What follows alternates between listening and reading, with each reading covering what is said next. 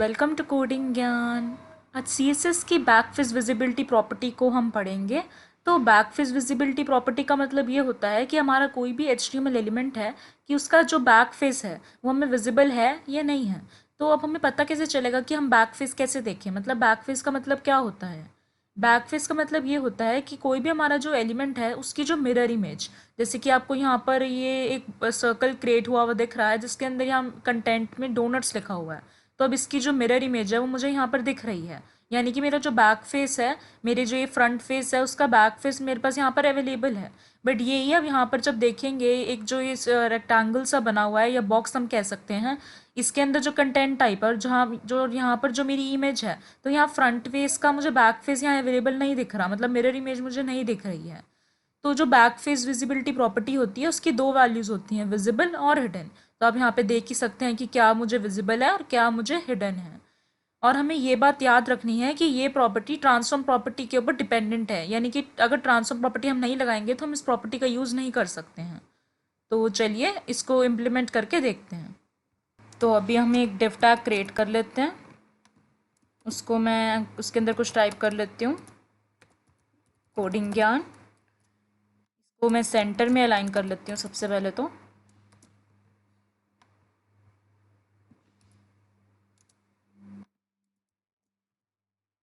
और इसको कुछ आईडी दे देती हूँ, D1 आईडी दे दी। और अभी हम अपने डिव टैग के ऊपर स्टाइलिंग करेंगे। मैं इसको कुछ विड्थ दे देती हूँ, 100 pixel, height 100 pixel, background colour goldenrod दे दिया मैंने। तो ये अभी आपको सेंटर में ये आपको दिख रहा है एक बॉक्स जिसके अंदर मैंने कुछ कंटेंट टाइप किया हुआ है। अभी इसके ऊपर मैं रोटेशन लगाऊंगी कुछ, तो मैं यहाँ ट्रांसफॉर्म मेथड या ट्रांसफॉर्म प्रॉपर्टी दूंगी और उसके अंदर मैं रोटेट वाई मेथड दूंगी क्योंकि मैं वर्टिकल एक्सिस पे इसको रोटेट करवाना चाहती हूँ और वो भी 180 डिग्री के एंगल पर। तो मैंने 180 डिग्री एंगल दिया। तो आपको दिख रहा होगा कि पूरा जो मेरा बॉक्स है वो एक तरह से फ्लिप कर चुका है, अंदर आपको कंटेंट भी दिख रहा है कि 180 डिग्री पे ये मेरा पूरा रोटेट हो चुका है। तो अब हम क्योंकि बैक फेस विजिबिलिटी प्रॉपर्टी की बात करेंगे, तो उसके लिए मैं क्या करना चाहती हूँ कि जो यहाँ तो मुझे अपने जो फ्रंट फेस था उसकी मिरर इमेज यानी कि बैक फेस यहाँ अवेलेबल हो रहा है, बट अब मैं इसको हाइड कराना चाहती हूँ। तो उसके लिए मुझे क्या करना होगा, यहाँ पर जो मैंने ID D1 दे रखी है उसको मैं उसके अंदर स्टाइलिंग करूँगी और यहाँ बैक फेस विजिबिलिटी प्रॉपर्टी देती हूँ और वैल्यू दे देती हूँ हिडन। तो अब देखना कि ये पूरा हाइड हो जाएगा। तो देखिए यहाँ पे अब मुझे कोई अपना बैक फेस विजिबल नहीं हो रहा, ये मेरा हाइड हो चुका है। तो अब हम क्या करेंगे, एक और डिव टैग क्रिएट करेंगे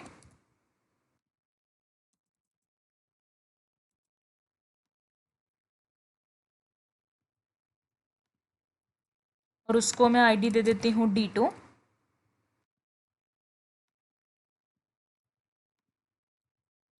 बस यहाँ मैंने चेंजेस कर लिए और अब मैं क्योंकि शो करवाना चाहती हूँ ना अपने जो बैक फेस है उसको, तो उसके लिए मुझे क्या करना होगा, यहाँ हिडन की जगह वैल्यू देनी होगी विजिबल।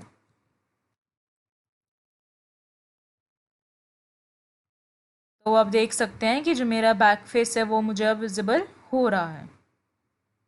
तो अभी बैक फेस विजिबिलिटी को थोड़ा और अच्छे से समझने के लिए हम एक और एग्जांपल लेंगे। तो अभी मैं यहाँ से जो भी मैंने ये टाइप किया हुआ है ये मैं हटा देती हूँ और इसके अंदर अब मैं क्या करूँगी, सबसे पहले तो एक डिव टैग क्रिएट कर लूँगी और उसको मैं क्लास दे देती हूँ C। और उसके ऊपर अब हम स्टाइलिंग करेंगे कुछ,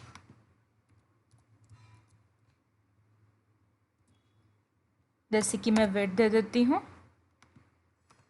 200 पिक्सल, हाइट भी दे देती हूँ 200 पिक्सल, बॉर्डर दे देती हूँ 1 पिक्सल, सॉलिड ब्लैक, यहाँ पोजीशन दे देती हूँ एब्सोल्यूट। और अब हम देखते हैं कि ये कैसा दिख रहा है। तो अभी तो मुझे कुछ नहीं दिख रहा,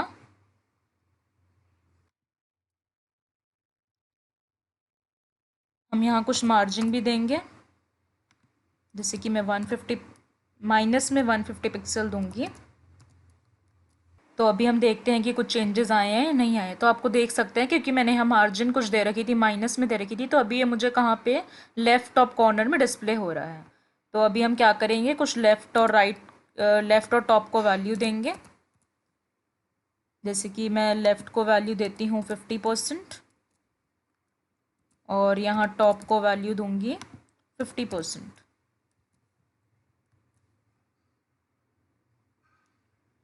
और अब हम क्या करेंगे, देखते हैं कि क्या हुआ। तो आप देख सकते हैं कैसे अभी मुझे सेंटर में डिस्प्ले हो रहा है। तो अभी हम क्या करेंगे, एक और डिव टैग यहाँ क्रिएट करेंगे। पेरेंट टैग था मेरा, चाइल्ड टैग क्रिएट करेंगे हम और इसको क्लास दे देते हैं C1। इसके ऊपर अब मैं स्टाइलिंग करूँगी, जैसे कि मैं विड्थ दे देती हूँ 100%, हाइट भी दे देती हूँ 100% और यहाँ पोजीशन को वैल्यू दे देती हूँ एब्सोल्यूट। और अब हम 2 डिव टैग्स और क्रिएट करेंगे यहाँ पर।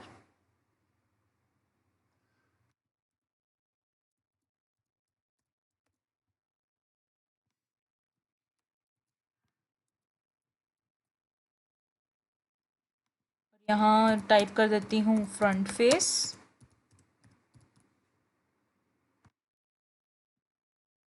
और यहाँ टाइप कर देती हूँ बैक फेस। तो इनको अब हम कुछ क्लास दे देंगे।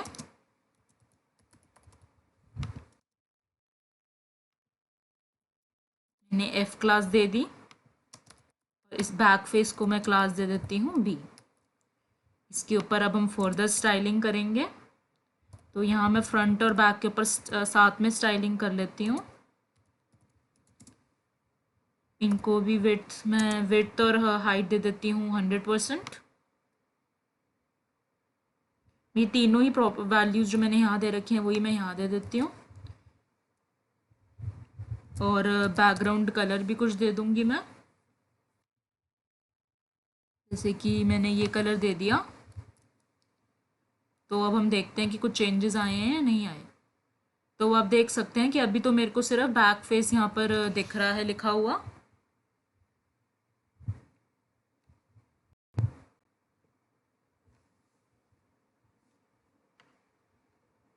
तो अब हम क्या करेंगे, सिर्फ बैक फेस के ऊपर अलग से स्टाइलिंग करेंगे, क्योंकि यहाँ पर मैंने फ्रंट और बैक फेस दोनों को ही एक कलर दे दिया है, तो मुझे कुछ डिफरेंस नहीं समझ में आएगा फ्रंट में और बैक में। तो यहाँ पर मैं सबसे पहले मैंने यहाँ पर ये बैकग्राउंड को तो दे दिया, यहाँ कुछ कलर भी दे दूँगी, जैसे कि मैं कॉरल दे देती हूँ और यहाँ बैकग्राउंड कलर दे देती हूँ कुछ।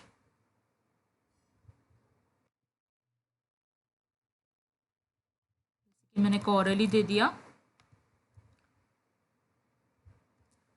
यहाँ कलर को वैल्यू दे देती हूँ, मैंने ये कलर दे दिया। और अब हम देखते हैं कि क्या चेंजेस आए हैं। तो अब आप देख सकते हैं कि कैसे मेरे ये टेक्स्ट को जो मैंने कलर दिया था वो मुझे यहाँ विजिबल हो रहा है और यहाँ बैकग्राउंड में कुछ कलर आ गया है। तो अब हम इसको क्योंकि रोटेट करवाना चाहते हैं, तो अब हम क्या करेंगे, यहाँ ट्रांसफॉर्म प्रॉपर्टी देंगे और यहाँ मैंने रोटेट एक्स मेथड लगाया, क्योंकि मैं इसको एक्स एक्सिस के अराउंड रोटेट करवाना चाहती हूँ और वो भी इसको पूरा फ्लिप करवाना चाहती हूँ। तो ये मैं 180 डिग्री एंगल दे देती हूँ। तो अब आप देख सकते हैं कैसे ये पूरे 180 डिग्री पर मुझे यहाँ रोटेट हुआ हुआ दिख रहा है।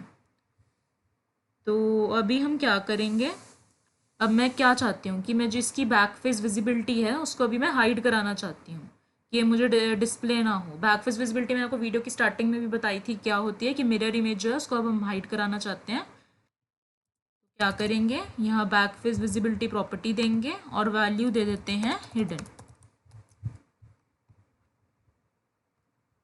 तो आप देख सकते हैं अब मुझे मेरा फ्रंट फेस दिख रहा है, जो पहले वो हाइड हो चुका था, फ्रंट फेस अब मुझे दिख रहा है और मेरा बैक फेस जो है वो हाइड हो चुका है। तो अभी मैंने यहाँ जो backface visibility property hidden दे रखी थी, ये तो मैंने सिर्फ अपने बैक फेस को दे रखी थी। तो यहाँ से हटा के मैं क्या करूँगी, यहाँ फ्रंट और बैक यहाँ दोनों में अपनी यहाँ प्रॉपर्टी दे दूँगी। यहाँ मैंने वैल्यू दे दी हिडन। और अब हम क्या करेंगे, यहाँ पर क्योंकि अब मैं चाहती हूँ कि मैं कार्ड के ऊपर जब अपना माउस लेके आऊँ तो तब ये फ्लिप करे या चेंजेस मुझे दिखें, तो उसके लिए अब हम कार्ड होवर यहाँ लगाएंगे।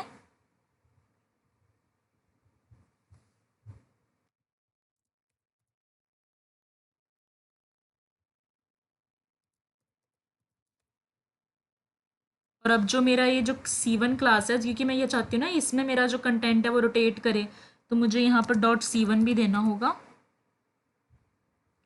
और यहाँ ट्रांसफॉर्म प्रॉपर्टी लगाई और यहाँ रोटेट वाई मेथड दिया मैंने, और यहाँ वैल्यू दे देती हूँ 180 डिग्री। तो यहाँ तो मैंने रोटेट वाई लगा रखा है और यहाँ रोटेट एक्स। तो यहाँ पे भी अब मैं जो बैक फेस में दे रखा था वहाँ रोटेट वाई कर देती हूँ। तो लेट्स सी।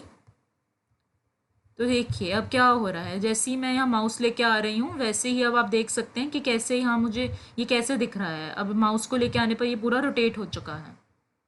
तो अभी मैं क्या करूँगी, यहाँ से बैकग्राउंड जो मैंने कलर दे रखा है ये लाइट कलर है काफ़ी, तो इसको मैं यहाँ से हटा दूँगी और यहाँ कोई और कलर दूँगी।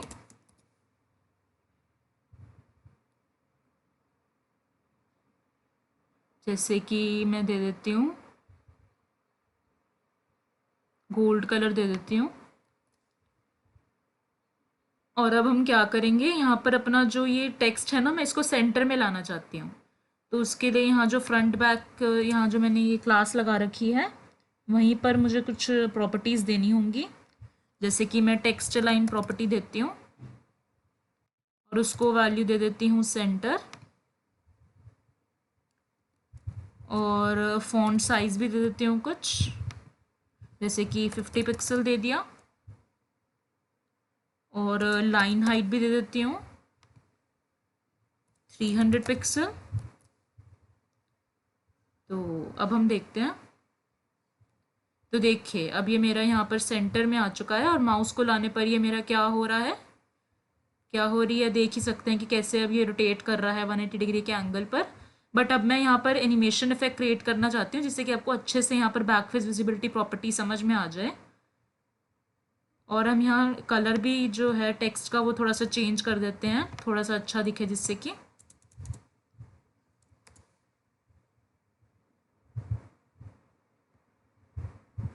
जैसे कि ये दे दिया मैंने कलर।